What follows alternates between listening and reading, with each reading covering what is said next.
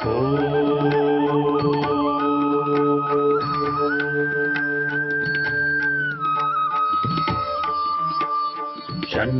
मित्रः शं वरुणः शन्नो भवत्वर्यमा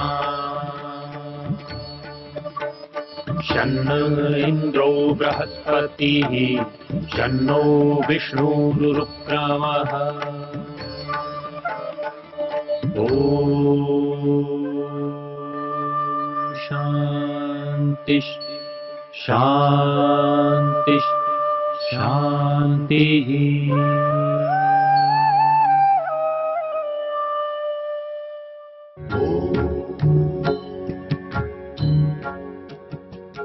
धर्म प्रेमी सज्जनों, आर्याभिविनय के द्वितीय प्रकाश का 52वां मंत्र आज आर्यों के लिए विचारार्थ उपस्थित है। ये मंत्र यजुर्वेद के 32वें अध्याय का 13वां मंत्र है। परमात्मा से यहां पर प्रार्थना की गई है। परमात्मा को संबोधित किया सदसस्पतिम अद्भुतम प्रियम इंद्रस्य काम्यम।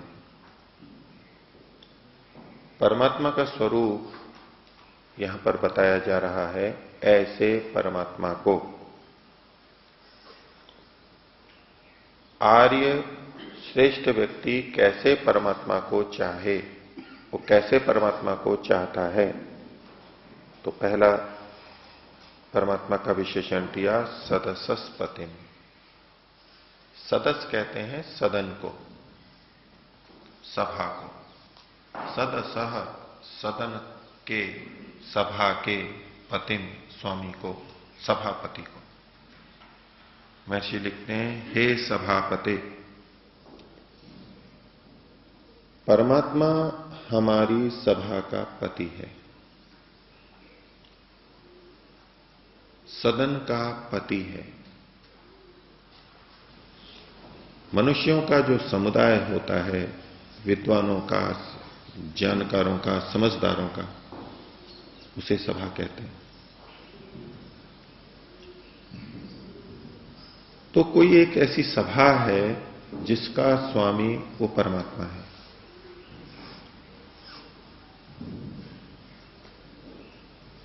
सभा किस प्रकार की? सभा में क्या होता है?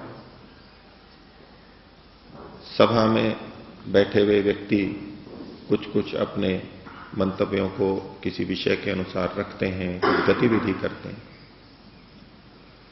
और सभा का पति उस सभा का संचालन करता है, नियंत्रण करता है, न्यायपूर्वक व्यवहार करता है। सभा का पति सभा में अधिक विद्वान होता है, अधिक योग्य होता है। ऐसे ही व्यक्ति को हम सभा का पति स्वीकार करते हैं। हम उसकी सुनते हैं, हम उसके निर्देशों का पालन करते हैं। तो ये संसार, ये प्राणी जगत एक सभा है। ये हमारा समस्त जीवन एक सभा के अंतर्गत चल रहा है, और उस सभा का पति स्वामी वो परमात्मा है। इसलिए उसे कहा सदसस्पतिम, उस सभा के स्वामी को। और उसके लिए विशेषण लगाए महर्षि ने, वो कैसा सभापति है?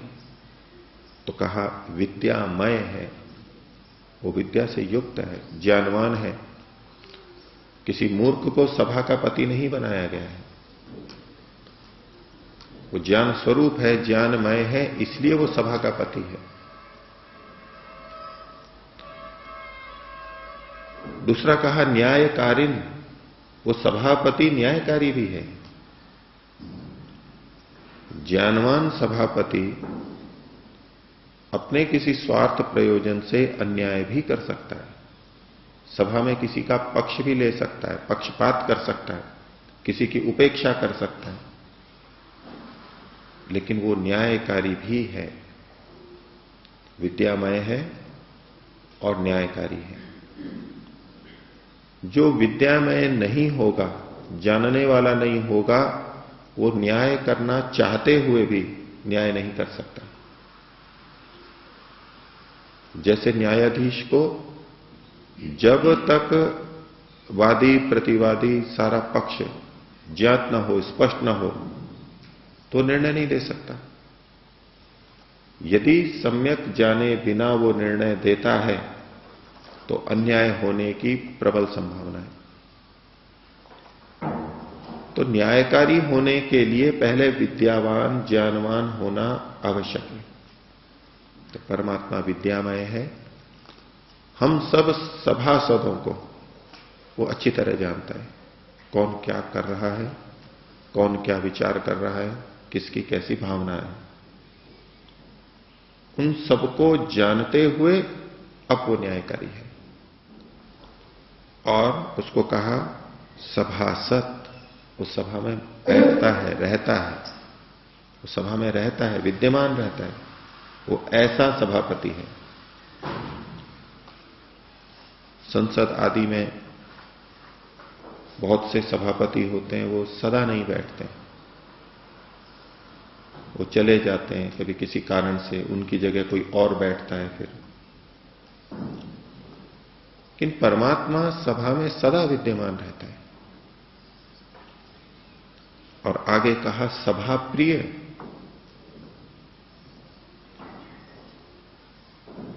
सभा प्रिय के दोनों तरह से अर्थ हो सकते हैं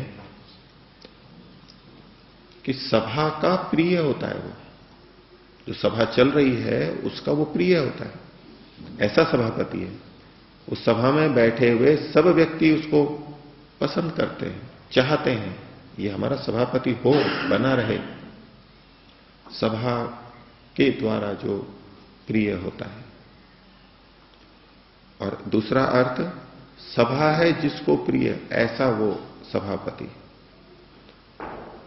सभापति को सभा प्रिय है, वो सभा का संचालन करना चाहता है, वो सभा में बैठना चाहता है। अनेक बार बिना इच्छा होते हुए भी सभापति बना दिया जाता है, वो बैठता है, निर्वाह करता है वैसे ही अरुचि से।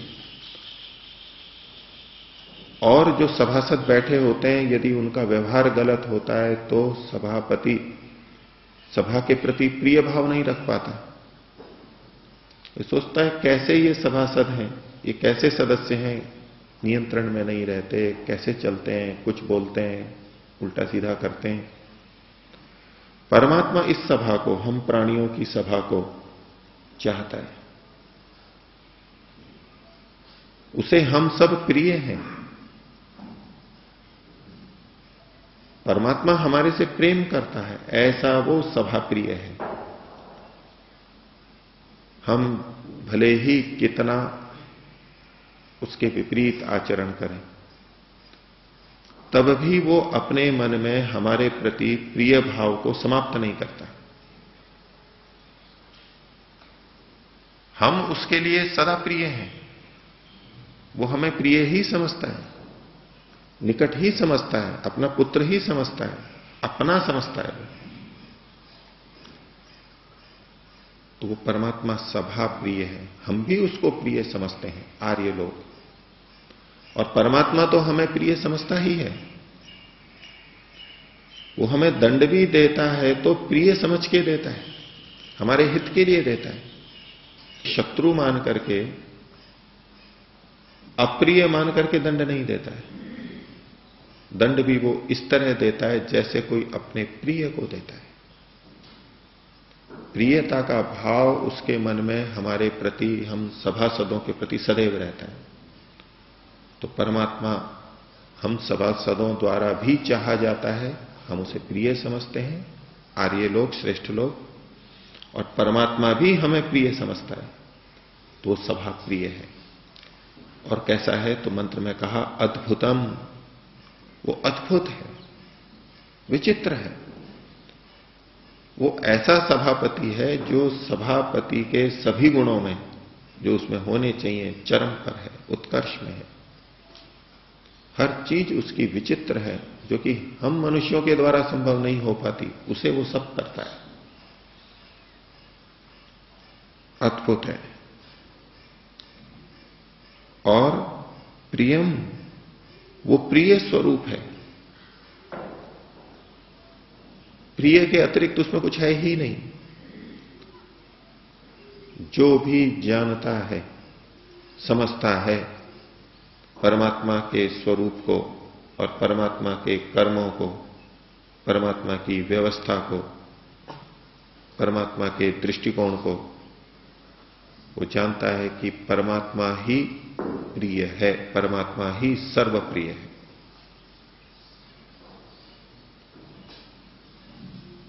इंद्रस्य, इंद्र का, आत्मा का। ये इंद्र अलग है और वो परमात्मा परमेश्वर अलग है। इंद्र का जो काम्यम, काम्य है, कमनीय है, आत्मा के द्वारा जिसको चाहा जाता है, जिसको चाहा जाना चाहिए, ऐसा वो परमात्मा।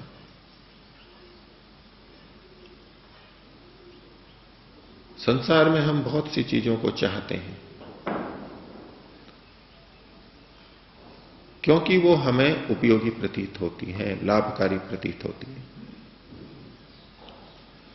वो हमारे लिए काम्य है एक सीमा तक। लेकिन परम काम्य, सबसे अधिक कमनीय, चाहने योग्य वो परमात्मा है। क्योंकि ये काम्य वस्तुएं, संसार की वस्तुएं भी उसी परमात्मा ने हमें दी हैं।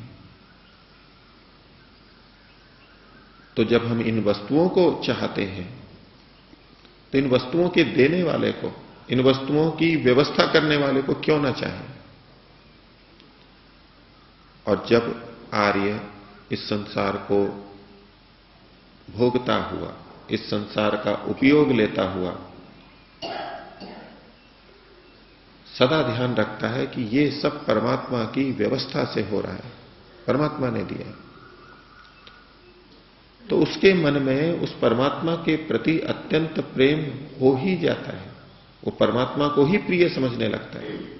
ये वस्तुएं गौण हो जाती हैं। यदि किसी बालक को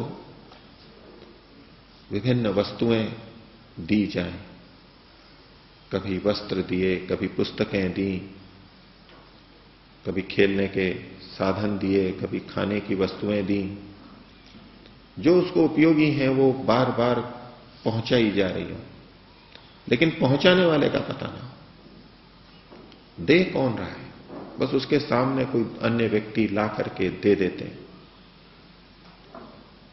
तो बहुत छोटा बच्चा होगा तो उसे इस बात से कोई मतलब नहीं कि किसने भेजा है, ये कौन दे रहा है, ये वो केवल उन वस्तुओं तक सीमित रहता है और उनका उपयोग करता है, भोग करता है, प्रसन्न रहता है। लेकिन जैसे जैसे बच्चे में समझदारी आती है, देखता है ये भेज कौन रहा है, ये जो लाने वाला है ये दे रहा है या और कोई दे रहा है, और उसे बताया जाए कि ये कोई और भिजवा रहा है। जानकारी के बाद फिर वस्तु आएगी, फिर वो सोचेगा, फिर वस्तु आएगी, वो सोचेगा ये कौन है, ये कौन भिजवा रहा है। अब उसके मन में उस भिजवाने वाले के प्रति उत्सुकता, मिलने की इच्छा बढ़ती जाएगी। आखिर कौन वो व्यक्ति है जो मेरा हित चाह रहा है। अब उसमें जैसे जैसे समझदारी बढ़ती है, जानकारी बढ़ती है, वो सोचने लगता है, तो उस व्यक्ति के प्रति मन में अत्यंत प्रेम को उत्पन्न करता जाता है। उसको मिलने की लालसा, उसको पाने की इच्छा से युक्त होता जाता है।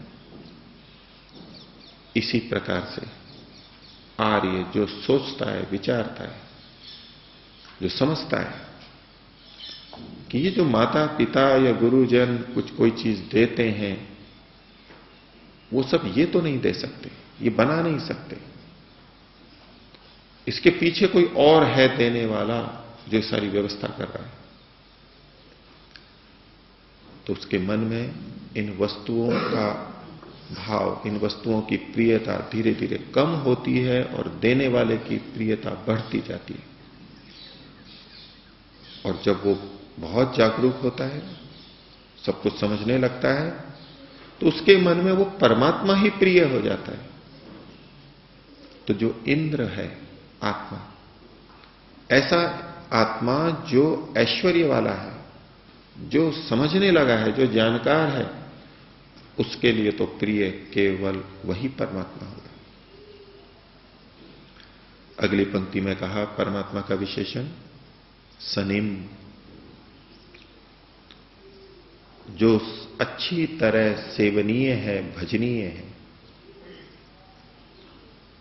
जिसकी हमें भक्ति करनी चाहिए, जिसकी आज्ञाओं का हमें पालन करना चाहिए, ऐसा वो जो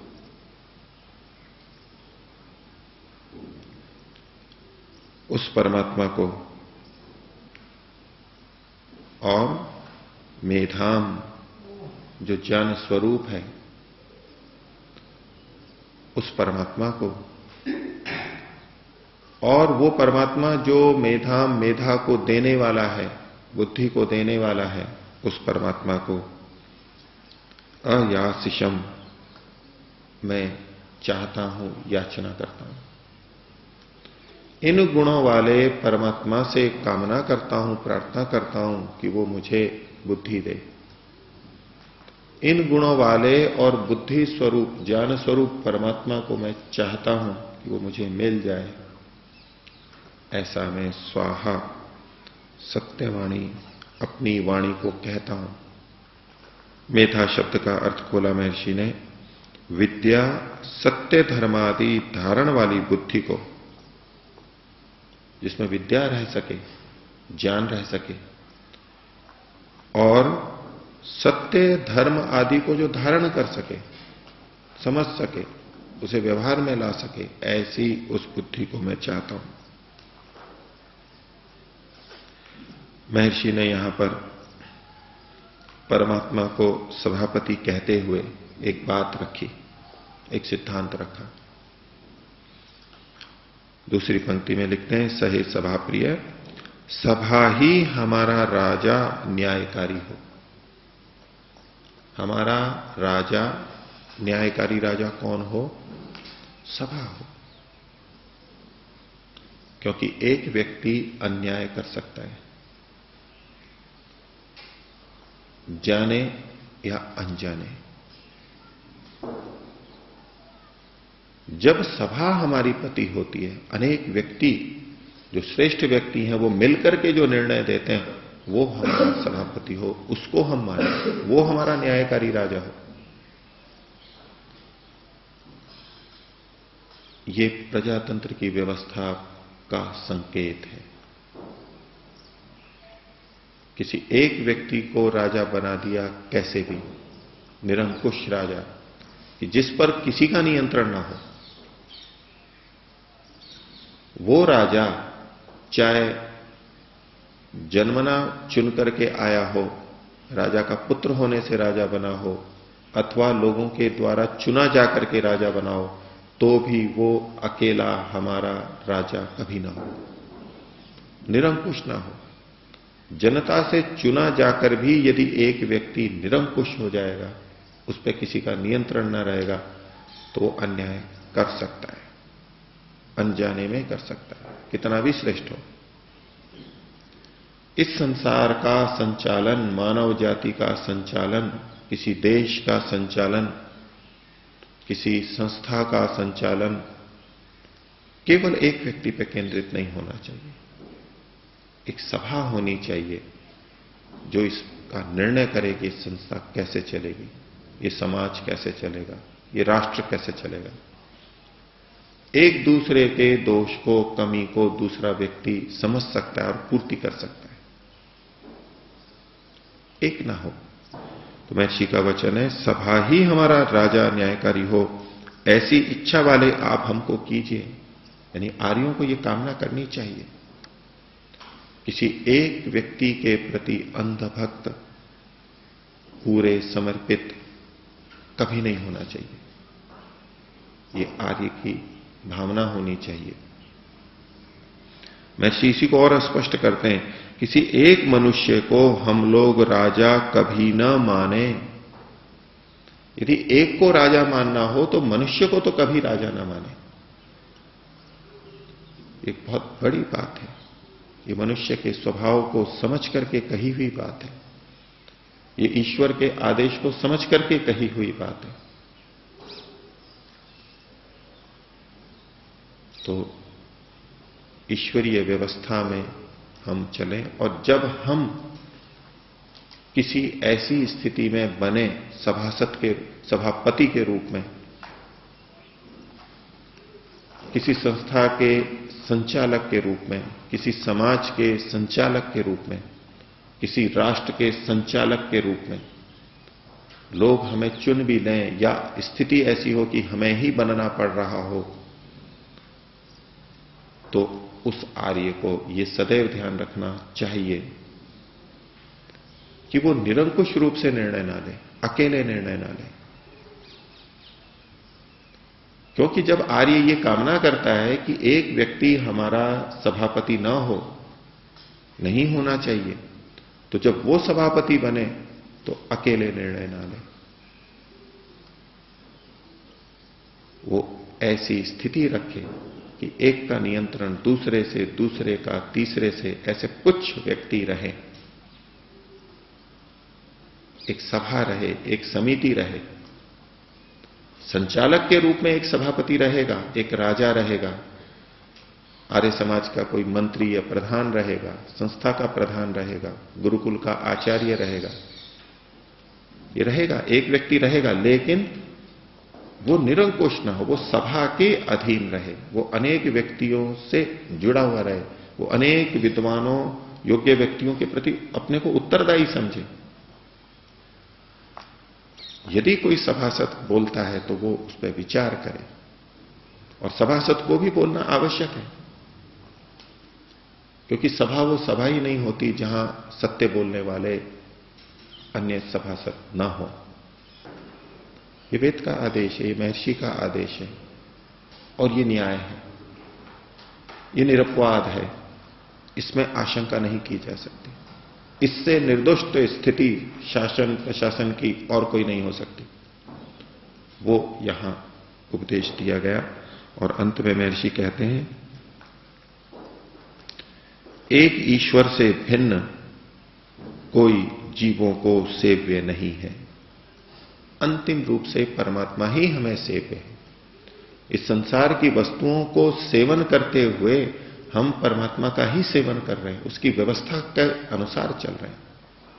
ये परमात्मा का ही सेवन है, और इन सब वस्तुओं का सेवन हम परमात्मा को पाने के लिए करें, मुक्ति को पाने के लिए करें, परमात्मा के आनंद को पाने के लिए करें, तो ये सारा सेव्य परमात्मा ही परोक्ष रूप से बनेगा।